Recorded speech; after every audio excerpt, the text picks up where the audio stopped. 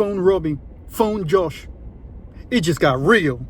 That's right. If you got to phone Robbie and phone Josh and hit them up, you got yourself in some kind of mess. And if you in some kind of mess, you need somebody to come clean it up because you ain't capable of cleaning it up yourself. Or you done created so much chaos that you need somebody's help to clean up the mess.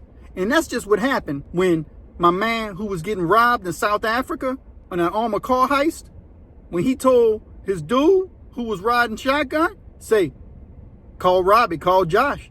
You know what I mean? Get Robbie and Josh ready. I'm about to jump out with this thing. You know, they busting at me. I'm going to start busting.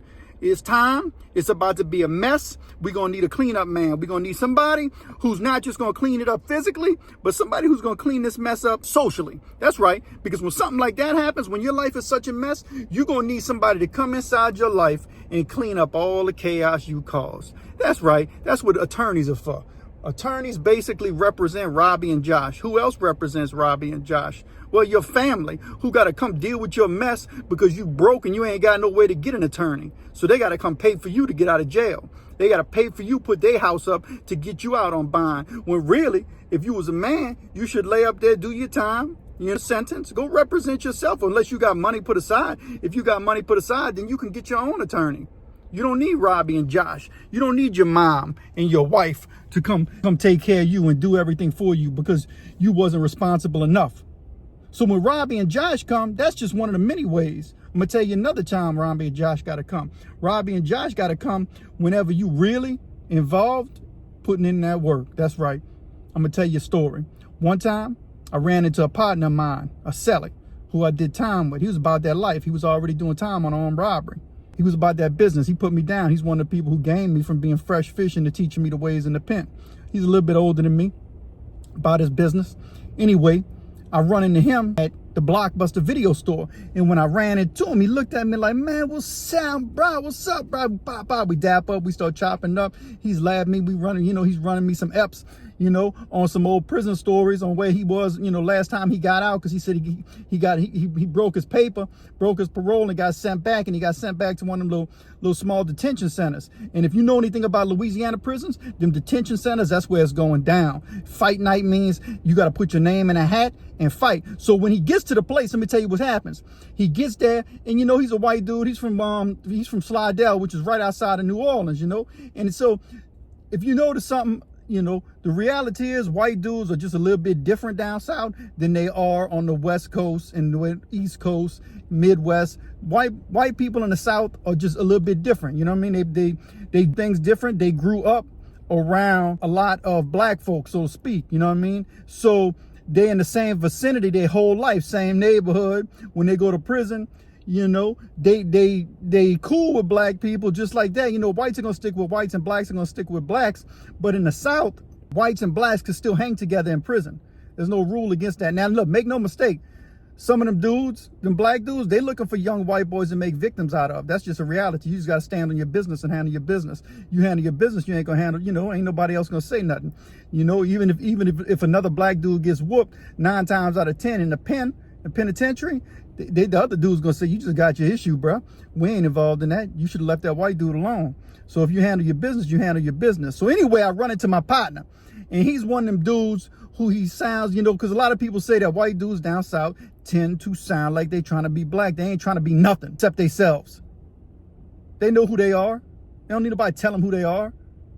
It is what it is. They ain't trying to be nothing. It's just the way they are. That's who they are inside. They speak the way they speak. They're not trying to speak differently. I'm not trying to speak differently. I think I sound like a normal person. But to other people, I might sound like I'm from Louisiana. I don't know. So I run into my partner. He's telling me I get sent to this detention center. When he gets sent to his detention center, the warden don't like the way he sounds. So the warden says, man, you sound black. Except he don't use the black. He used the N-word. And that's another thing. And down south, and you see it on some of these, some of these guys' prison channels, they using the N-words and they white dudes. I grew up using that word, the N-word. I grew up using it all throughout my life. It wasn't until I was probably in my early 30s to where I really started consciously quit using that word. I used to use it just the same way that a black person used it, and I used it around black people. So don't tell me nothing and start your crying. The South is way less racist than everybody else, and it gets the bad rap they say it is. Man, we still hang together down here.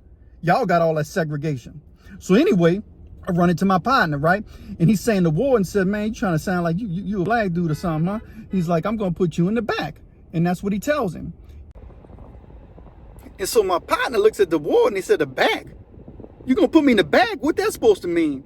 And the warden said, yeah, we're going to see how you handle then. We're going to see how you act then. When I put you in the back, we're going to see if you're still talking like this. He said, man, the back? What they got back there? Lions, tigers, and bears? Dragons, werewolves, and vampires? And the warden said, oh, you think it's a game, huh? He said, man, look, I ain't scared of no back. And so my boys, I said, what you did, bro? He said, man, I grabbed my bag and I threw it on my back. I said, let's go, bro. Come on, boom, boom, boom, boom. He started walking toward the back. Let's go to the back. So, you know what I mean? The back was supposedly where it was chaotic at. You know, the whole jail was chaotic, but the back was another level of chaotic. Honestly, it probably was a place that I would have preferred not to been. But in jail, you know, sometimes you got to do what you got to do. And sometimes officers do play games with you. And sometimes they're going to put you where they think you're going to get whooped or you can't handle it. And they're going to act like you know, they got to come save you or something. Or they're going to act like, you know, you shouldn't act like that. You got what you deserved. So anyway, my partner gets back there. He's like, I'm going to the back. I said, yeah, that's what they told you. He said, yeah. So he says he gets to the back. And when he gets to the back, as soon as he gets in the dorm, he puts his stuff up and everything. You know, he's sizing everybody up, trying to see if he know anybody. Because he done did, at this point in his life, he got 20 years under his belt, probably in the system. And so he gets back there and the dude says, say, bruh, you know, tonight we got fight night. He said, fight night? Dude said, yeah, bro, we got fight night. He said, what that means? Dude said, man, look, we do it different over here, so you got to put your name in a hat. He said, put your name in a hat. Yeah, little jar. He said, yeah, you put your name in the cup, and then they pick two names out, and whatever two names they pick, that's who got to fight. And my partner said, he looked at him and said, all right, I got you, bro. He said, yeah, so you got to go get your names. He said, no, I got you. I'm going to get my own name. I got you. I'm going to bring it to you. He said he went to his bunk, bam, wrote his name. I ain't going to put his real name out there because I don't want to share nobody's real names, no story. But I'm going to just tell you my boy Snoop. So he wrote his name. He said he wrote his name about 20, 30 times. He said he put a bunch of them, folded them all up, brought them to me. He said he dropped a whole handful of his names. Bam, make sure they pick me. And he said, boom. He went to fighting back there all the time. So he was getting in fights all the time, you know. So, you know, he didn't care. So anyway, so I run into my partner and I say, look, we're going to pick you up. You know, another dude who I did time with, we're going to scoop you up. And so I'm calling him all throughout the week because I got his number. I'm like, man, I'm trying to see you later. Because I told him, I said, look, let's get together and go chop it up about old times and everything, you know, just chill, bro. Let's go get some coffee in the city, you know. We were staying on the North Shore. And so we said, let's go to New Orleans. So we're going to go to New Orleans and get some coffee. And so I'm hitting him up all week. And he's like, yeah, bro. And he's kind of reluctantly telling me, yeah, we're going to go get this coffee. And so finally the day comes, you know, because I got another partner of mine. He was coming from Lafayette who I did time with. And he come scoop me up. And I told him, look, we're going to go scoop another partner of mine who they had never met each other. We're going to go scoop him up. And then we're going to go and we're going to, you know, we're going to go have coffee together. You know, I'm going to meet you to my partner. He said, yeah, cool. So we go pick him up. And it's in the evening time, you know, sun's starting to set. We get there. I'm riding in my partner of mine. I'm driving. Matter of fact, I'm driving. And so the other dude who came to my house from Lafayette, he's on shotgun. And so we get there to my boy's house and we look and I call him and said, we outside. And you can see him looking through the window. He's steady looking through the window. Come back looking through the window. Come back looking through the window. He called me, said, yeah, I'm coming out. No, he texted me, I'm coming out, bro, I got you. And so he finally comes out. He gets in the back seat and I said, say, bro, that's so-and-so and that's so-and-so. And they meet each other. And my boy, everything's quiet for a minute. He's like, yeah, what's that, man? So how you know? They call me Milk, you know. He says, so yeah, you and Milk cool too. Y'all, where y'all joked at? You know, me and the dude who's already there, we had joked in DeQuincy together. And me and my boy and my partner in the back who we was scooping up, we did time in WCI together. And so my partner, he finally sits there for a minute. And he's like, I said, so we gonna get coffee, huh? He said, all right, yeah.